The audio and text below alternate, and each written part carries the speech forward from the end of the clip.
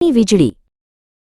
એક નાનકડું ગામ હતું જ્યાં ચારે બાજુ ગ્રે રંગનું ઘટ્ટ ધુમ્મસ છવાયેલું રહેતું। આલોક નામનો એક નાનકડો છોકરો હંમેશા વિચારતો કે આકાશ આટલું ધૂંધળું કેમ છે। તેને સૂરજની સોનેરી કિરણો જોવી હતી, પણ ગામના લોકોના જૂઠાણાએ આકાશને ઢાંકી દીધું હતું। આલોક તેની સમજદાર પાડોશી જ્યોતિબા પાસે ગયો। બાએ તેને કહ્યું, બેટા, આ ધુમ્મસ હવામાનને કારણે નથી, પણ લોકોના અસત્યને કારણે છે। જ્યારે કોઈ સાચું બોલે છે ત્યારે સાચાઈની વીજળી ઉત્પન્ન થાય છે, જે આ અંધકારને ચીરી શકે છે। જ્યોતિબાએ ઘરની અંદરથી એક ખાલી કાચની બરણી કાઢી અને આલોકને આપી। તેમણે હળવા સ્મિત સાથે કહ્યું, આ બરણીમાં તારે સાચાઈના તણખાઓ એકઠા કરવાના છે।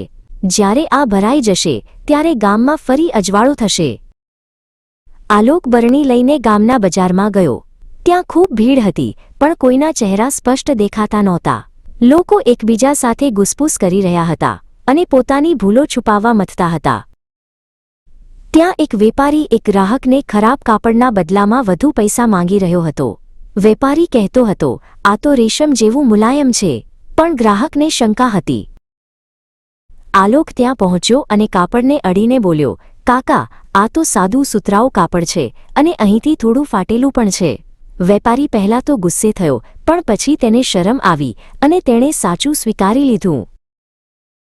જેવું વેપારીએ સત્ય સ્વીકાર્યું, તરત જ આલોકની બરણીમાં વીજળીનો એક તેજસ્વી તણખો ચમક્યો। આલોક જોઈ રહ્યો કે તેની આસપાસનું ધુમ્મસ થોડું ઓછું થયું હતું। તે ખુશ થઈને આગળ વધ્યો। રસ્તામાં તેને તેનો મિત્ર મીત મળ્યો।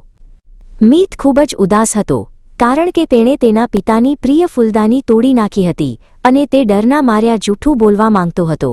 આલોકે તેને સમજાવ્યો કે સાચું બોલવાથી મન હળવું થાય છે। મીતે ઘરે જઈને તેના પિતાને સાચે સાચું કહી દીધું।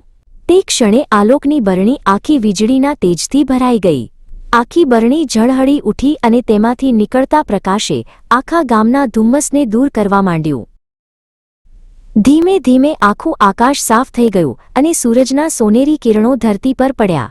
ગામના લોકો હવે એકબીજાના ચહેરા સ્પષ્ટ જોઈ શકતા હતા।